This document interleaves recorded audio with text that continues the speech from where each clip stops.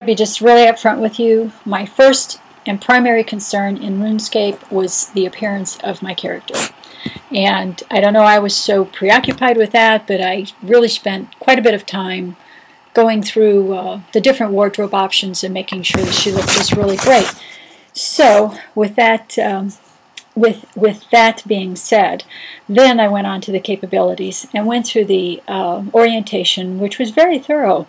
And each time you learned some other component of the game in the orientation, then you got the concept of what you could do as far as a quest in this particular program. I became very accomplished at chopping the willow trees and chopping wood and making fire. However, I certainly cannot do anything much more than burn shrimp. That's it. Burned a bunch of shrimp. I like the way in RuneScape how the assessment down at the bottom bar was always there. You always could check to see how much you had in your inventory, what you had to spend, and to use for other things. And it did show you your progress along the way. That became more motivating to me when I wasn't trying to just figure everything out. And there were distractions. One other figure came up and started like hitting my figure, and had to figure out how to actually get away. So there were some distractions that were there, but I think that if I had more opportunity to actually sort of win some of the quests and go on the other quests in RuneScape, then I would probably be more interested in pitting my skill against the quest. I think that would certainly be there. It's the same in World of Warcraft, where you're looking to gain something through the quest, and that becomes the fun part. Instead of just doing something, you're doing it for, you're earning something else. It's interesting because in Call of Duty, when I played that with my grandson, there is no bottom bar or sidebar that tells you what your progress is. Pretty much if you have the kills, you know that you are doing okay. And then there's just a very small text entry that comes in the upper left-hand corner that says level achieved or something along that line. It only stays there for about 3 seconds. To take a look at some other games, I found the website playfirst.com, and underneath the Mac platform they have 89 games that are available for you to either download and buy or for trial. And I didn't really go past Diner Dash for that, the Hell's Kitchen my son was able to do on a PC. It was only available for a PC. But I was very interested in looking how each one of these games helps to measure the progress. And I would think that probably based on what's happening in the game, that's where you get your interest in what the win is.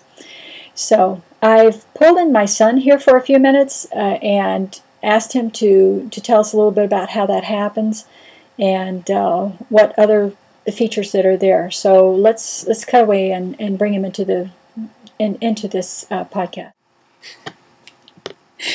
Hey Nick, I'm glad to have you here for a few minutes. I want you to talk to us about how different games measure the gamer's progress or their achievement, or give them some sort of an assessment. That's really what we're looking for. I know that you enjoy a big variety of games. What are the ones that you're playing right now? Well, there's Hell's Kitchen and there's Diner Dash. Both of those? Okay, and what is about those two games that you enjoy the most right now? Strategy. Strategy? What kind of strategy? Well, it's based on strategy and placement and making the correct choices that basically all determine the outcome of your situation. Okay. For an example, in Hell's Kitchen, there's a barometer, which is signified by a flame that indicates your pressure. And basically, it's, if you've ever seen the TV show, if you have to seat people properly, you have to cook within a certain amount of time, and you have to do that all in a timely and in a valued manner. And so if you don't, then that barometer pressure rises, and eventually Gordon Ramsay shuts the restaurant down on you. So Diner Dash has also has a temperament barometer as well, doesn't it? Sort of, yeah. So both of these games tell you not only how well you are doing in actually making something happen, but also tell how the participants in the game are responding to you. So that's kind of a unique assessment that is there, isn't it? Yeah. Now, Yeah. do you like having that sort of component in a game rather than just a move and do and move and do kind of thing? Oh, sure. Well, because it allows you to think, It allows you to, it's challenging, and it's, it's not just, some easy game, some easy thing that you go level by level, it actually takes skill to do it. It's fun. So not only a ticker that gives the score, but also there is this additional component of the behavior that is there that adds some strategy to it, right? Yes. Yes. Okay. And if you had to choose between the two games, as far as which one you think is more complex or more challenging, which one would you say is? Hell's Kitchen. Hell's Kitchen. Very interesting. Okay. Thanks a lot, Nick. Appreciate you commenting for us. Bye.